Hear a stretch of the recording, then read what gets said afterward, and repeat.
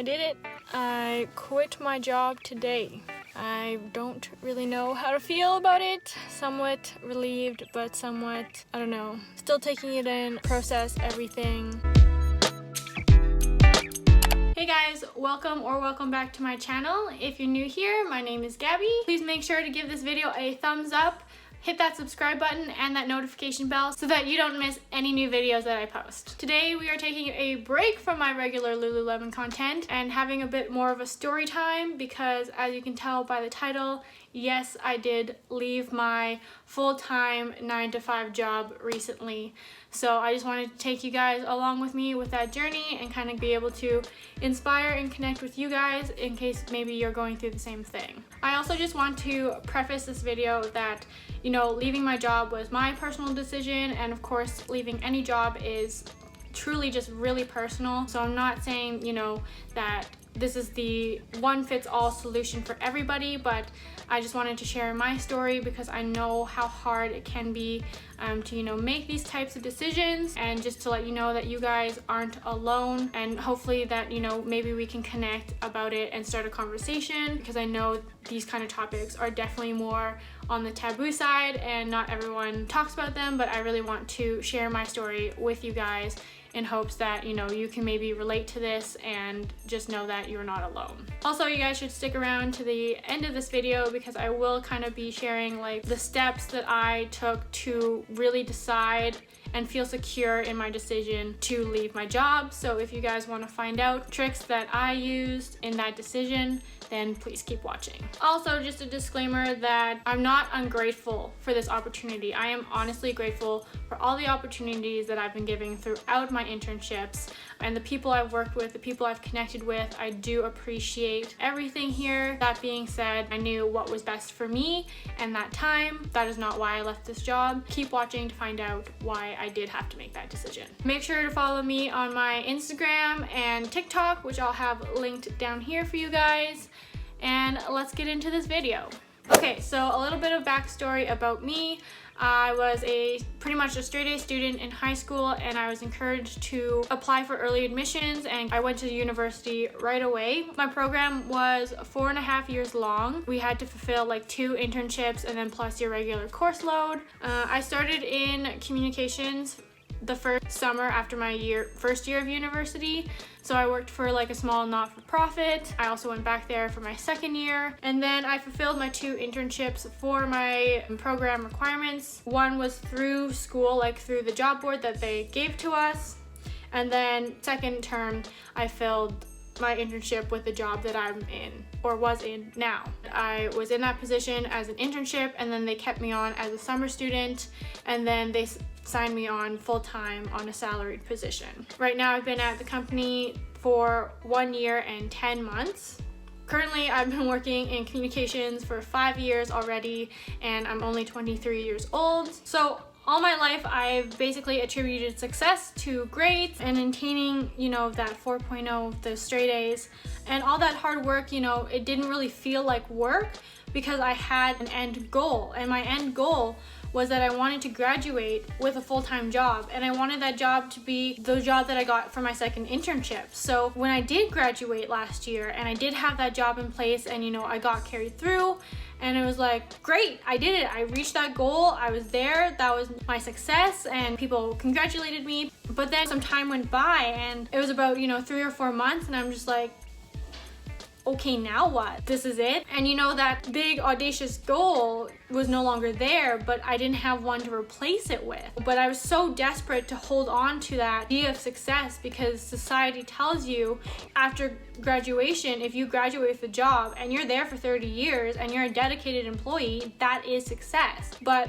in reality, especially for my generation, that millennial Gen Z generation, that's no longer the case. We may switch jobs every 2 years or so, because we're pushing or striving for more, and staying at a job for 30 years isn't giving us that satisfaction. And I know that it's a very contrasting view, and I know every job is not going to be fulfilling, and I don't want people to think, oh, you're naive just because like that job wasn't super fulfilling. Like, not all jobs are going to be like that. Some jobs are hard and you have to do it because it's a job, and I understand that and I get that. Basically what it came down to is like, this role wasn't for me. I didn't have any fulfillment or end goal there. I didn't see myself there. Yeah, I lost my passion. I had no internal motivation to keep going in this role. Whereas like with school, the end goal was to graduate and get this job. For me, I do want to be somewhere where I am appreciated, where, you know, I'm happy to be there, because being at a full-time job is about 70%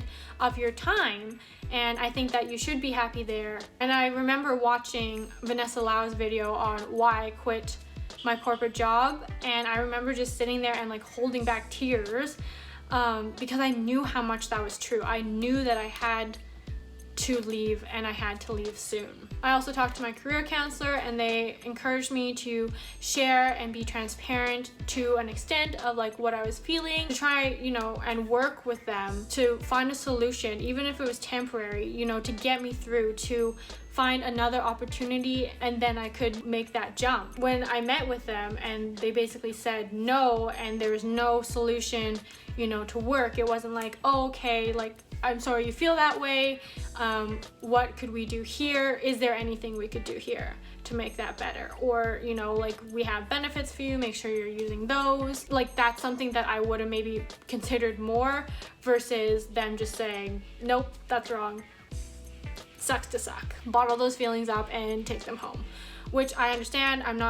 I wasn't asking, you know, to bring my personal life into the work life, but it was affecting the other to the point where I could not hide it any longer. I definitely knew that this role was not my, you know, be all end all. This is my job that I'm going to be at for, you know, 30 years or whatever. Unfortunately, there was no really room for growth either within that position. So I knew that this was kind of like a resume builder, and that, you know, it wasn't going to be forever. So come March, the pandemic definitely was in full swing. However, there were some people on our staff that were let go. I obviously was really appreciative. I was able to stay, and I know that my job and my role was also being questioned, and the fact that they did decide to keep me on and they saw value in that does mean a lot for me. However, with that being said, the people that did get let go were the ones that I was closest to. So it was very, very lonely for me. There's a lot of days that I just sat in my office all by myself in a dark hallway with absolutely no one to talk to. And I did really struggle over the summer with my mental health, and just being, you know, finding the positivity when all these, you know, negative things were kind of happening in the world, and it was very disheartening and definitely affected kind of my motivation. And especially in like PR and communications, like, this is why I chose this profession, is because I love to socialize and connect with people. By this time, it was probably July, August, and I just dreaded going to work. I went into the office almost every day. We didn't really have an opportunity to work from home, which was like good and bad in ways. My routine never changed, and I was still able to go into work where, you know, a lot of people weren't able to. But at this point, I was just dreading going to work every day. I hated waking up. I hated going like on the drive to work. I hated sitting in my office and feeling chained to my desk. It was to the point where I just did not like being there anymore, and it was definitely speeding up the deterioration of my mental health. There was no sense of purpose for my job, and you know, that's really what I was also searching for. I did, you know, early on in my job, I proposed some initiatives and stuff that I was never given the opportunity to run with those ideas. It's very disheartening when, you know, you put forward your best ideas and you literally don't see anything happen to them. My plan is obviously to keep doing YouTube for you guys, bring you guys more Lululemon and fashion content. But if you guys want to see kind of more of this, I don't know, life update, kind of navigating life, tips and tricks, and kind of my journey and my next chapter, please give this video a thumbs up. So update on the Lululemon interview. I did not get the job. I think I answered, you know, the questions to the best of my ability. That definitely sucks. If you guys want a full detailed interview experience, please let me know. However, I did get a job at Old Navy, which is super, super exciting. So I'm really excited for a change in pace, a change in direction coming up, and you know, hopefully to kind of just have some time to myself, step back and reevaluate where I want to be, what I want to do, and you know, have that time to just be in my early 20s. I've never worked a retail job. Like I said, I went straight into my profession out of university. So with all that being said, these are kind of the 3 questions that I asked myself before I definitely was ready to pull the plug.